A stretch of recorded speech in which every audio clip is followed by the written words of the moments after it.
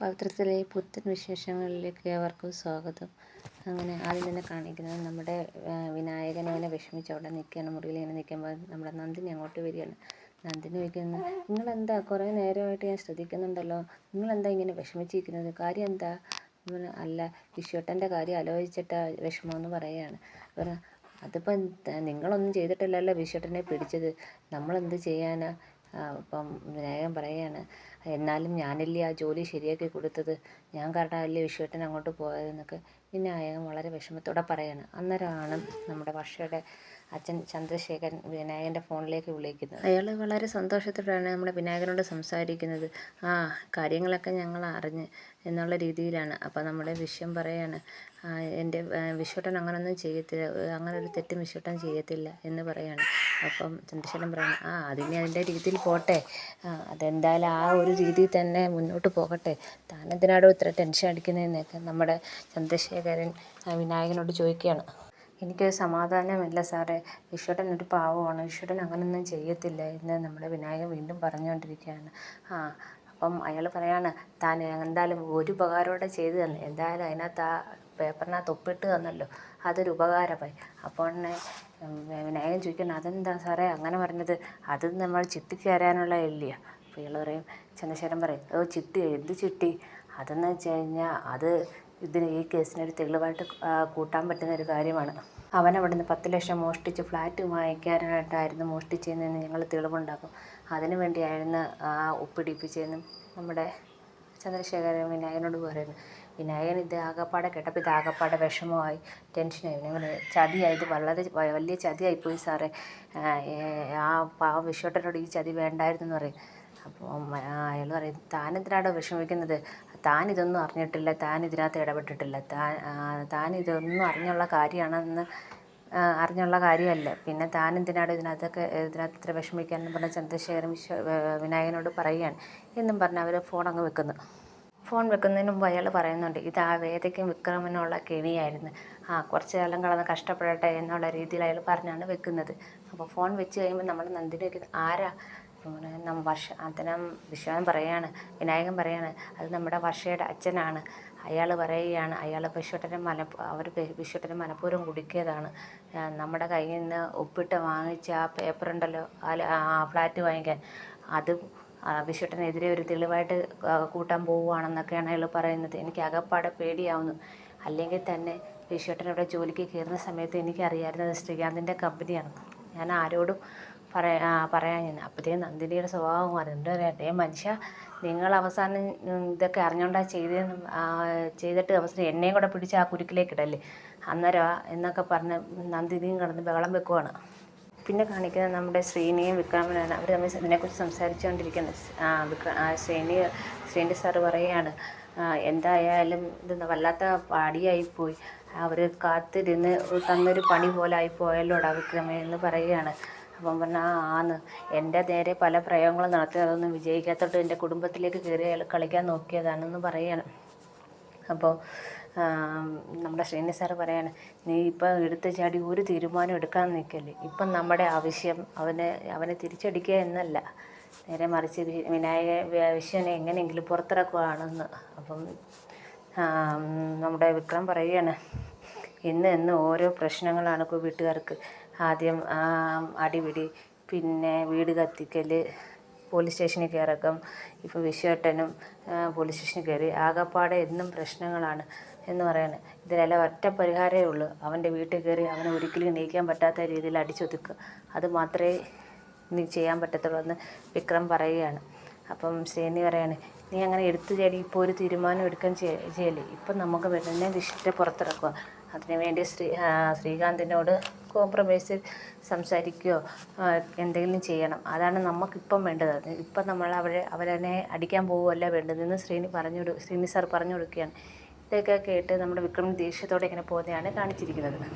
ശ്രീനി സാറാണെങ്കിൽ അതേപോലെ നമ്മുടെ വിക്രമൻ്റെ അടുത്ത് ചോദിക്കുന്നുണ്ട്, വിനായകനല്ലയോ ഈ ഒരു ജോലി വിഷയത്തിന് ഒപ്പിച്ചു കൊടുത്തത്, എന്താ പറഞ്ഞോ, അവൻ അറിയാമെന്നെല്ലാം പറഞ്ഞോ? അപ്പം വിക്രം പറയാണ്, അയാൾക്ക് അറിഞ്ഞൂടാന്നാണ് പറഞ്ഞത്, പക്ഷേ അയാളായാലും നമുക്ക് വിശ്വസിക്കാൻ പറ്റത്തില്ല, അയാൾ ഇപ്പോൾ ആണെങ്കിലും തീരുമാനം മാറ്റുന്ന ആളാണെന്ന് പറയും. അപ്പം നമ്മുടെ ശ്രീകാന്ത് പറയും, ആ അത് നിൻ്റെ ജീവിതത്തിൽ തന്നെ അത് അനുഭവം ഉണ്ടല്ലോ, അയാൾക്ക് ആരെ വേണമെങ്കിലും ചതിക്കാം എന്നുള്ള രീതിയിൽ പറയുകയാണ്. അപ്പം എന്തോ നമ്മുടെ വിനായകൻ നമ്മുടെ വിക്രത്തിനെതിരെ പണി കൊടുത്തിട്ടുണ്ട്. അതുകൊണ്ടാണ് ശ്രീനിധി സാർ അങ്ങനെ പറഞ്ഞത്. അങ്ങനെ വിക്രം അവിടെ നിന്ന് അങ്ങ് പോവുകയും ചെയ്യുന്നുണ്ട്. അപ്പം പിന്നെ കാണിക്കുന്നത് നമ്മുടെ വേദയാണെങ്കിൽ വേദയുടെ ചേട്ടനെ കാണാൻ വരികയാണ്. അപ്പോൾ അവിടത്തേക്ക് വരുമ്പോൾ ഫ്രണ്ടിൽ ഒരാളിരിപ്പുണ്ട്. ആ മാഡം എന്ന് പറഞ്ഞ് എണീക്കുകയൊക്കെ ചെയ്യുന്നുണ്ട്.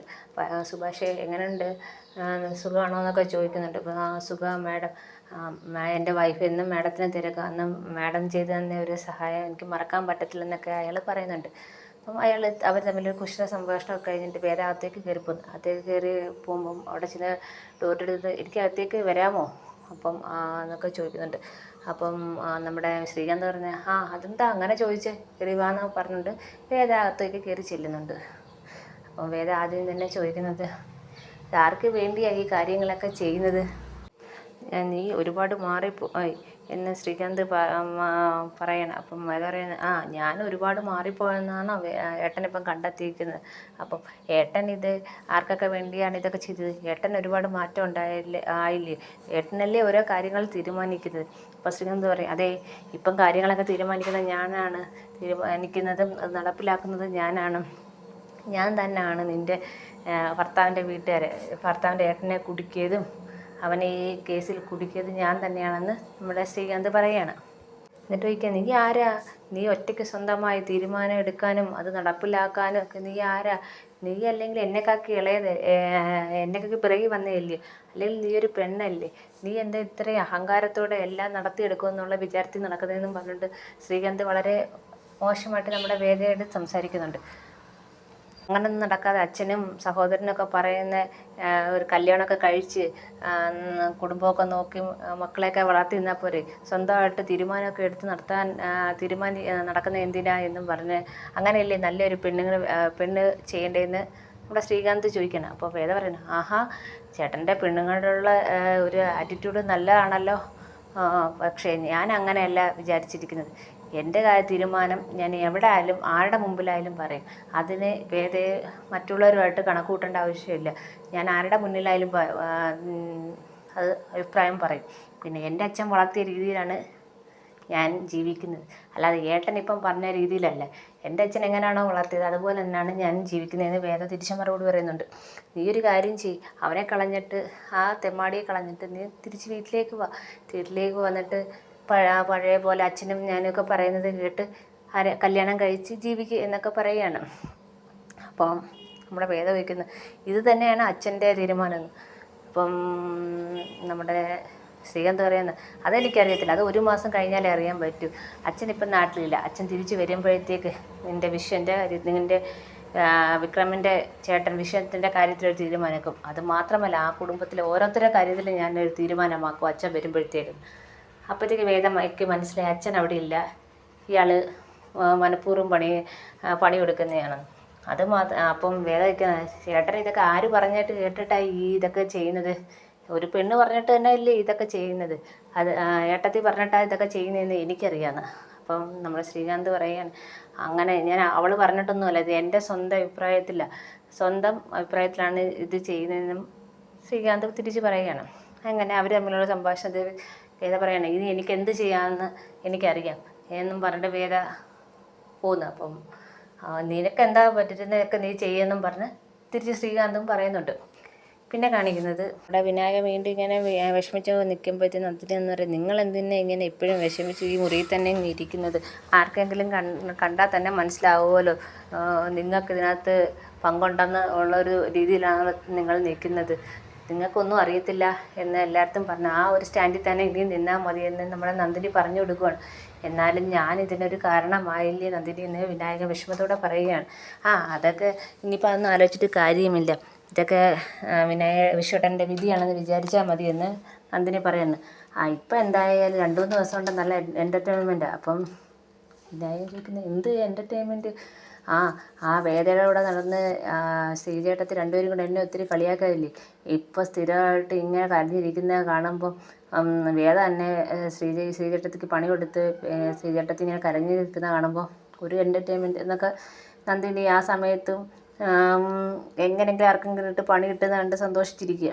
അപ്പോൾ ഇതൊക്കെ കേട്ടപ്പോൾ വിനായകന് ചെറിയ ദേഷ്യമൊക്കെ ഉണ്ടാവുന്നുണ്ട്. പിന്നെ കളിക്കുന്ന അച്ഛനും അമ്മയും എല്ലാവരും കൂടി ഇരിക്കുമ്പോഴത്തേക്കും ശ്രീജ വന്ന് നിൽക്കുകയാണ്. എന്നാൽ വിശ്വേട്ടൻ ആകപ്പാടെ പേടിച്ച് വിഷമിക്കുമായിരിക്കും വലിയ അച്ഛാന്ന്. അപ്പം മാഷ് പറയുകയാണ്, നമുക്കെന്ത് ചെയ്യാൻ പറ്റും, ഒരു കേസ് കൊടുത്തതല്ലേ, എന്തായാലും വേദ പോയിട്ടുണ്ടല്ലോ ചേട്ടനെ കാണാൻ, വിക്രമും പോയിട്ടുണ്ട്, എന്തായാലും അവർ വരട്ടെ എന്ന്. അപ്പം നന്ദിനിയും വിനായകനും അപ്പോഴത്തേക്കും അങ്ങോട്ട് വന്നു. കമലമ്മ ചോദിക്കുകയാണ്, അയ്യോ അവർ പോയിട്ടൊന്നും നടന്നില്ലെങ്കിലോ. അപ്പോഴത്തേക്കും നന്ദിനി പറയുകയാണ്, ഇതിനെല്ലാം കാരണം അവളാണ്, അവൾ ഒറ്റയൊരുത്തിയാണ് കാരണം. അപ്പം നമ്മുടെ മാഷ് അവളെ ഇങ്ങനെ നോക്കുന്നുണ്ട്, നന്ദിനിയെ നോക്കുന്നുണ്ട്. അച്ഛൻ നോക്കണ്ട, ഞാൻ പറഞ്ഞ സത്യമാണ്. നേരത്തെ വിക്രം പല അടിപിടി നടന്നു കഴിഞ്ഞാലും ഇത്രയും പ്രശ്നങ്ങളൊക്കെ ഉണ്ടായത് വേദ വന്നതിന് ശേഷം. അവൾ എന്നെ ഈ വീട്ടിൽ വന്ന് അന്ന് കേട്ടാണ് പ്രശ്നമെന്ന് നന്ദിനി പറയണം. അപ്പം നമ്മുടെ മാഷ് പറയാണ്, അവൻ ചെന്ന് ഓരോരുത്തരകത്ത് ചാടുമ്പോഴും ഇറക്കിക്കൊണ്ട് വരുന്ന അവൾ തന്നെ അല്ലയോ. ഇറക്കിക്കൊണ്ട് വന്നാലെന്താ, എല്ലാത്തിൻ്റെയും കാരണം അവളല്ലേന്ന് നന്ദിനി വീണ്ടും പറയുകയാണ്. നന്ദിനിയാണെങ്കിൽ ഇങ്ങനെ അവിടെ ഉള്ളവരെല്ലാം എങ്ങനെ വേദയ്ക്കെതിരെ തിരിക്കാന്നുള്ള രീതിയിൽ ഓരോരോ കുത്തിത്തിരിപ്പ് ഇങ്ങനെ ഉണ്ടാക്കിക്കൊണ്ട് ഈ സമയത്തും കുത്തിത്തിരിപ്പ് ഉണ്ടാക്കിക്കൊണ്ടിരിക്കുകയാണ്. ഇതൊക്കെയാണ് ഇന്നത്തെ എപ്പിസോഡിൽ കാണിച്ചിരിക്കുന്നത്. എപ്പിസോഡ് എല്ലാവർക്കും ഇഷ്ടപ്പെടുകയാണെങ്കിൽ സബ്സ്ക്രൈബ് ചെയ്യണേ.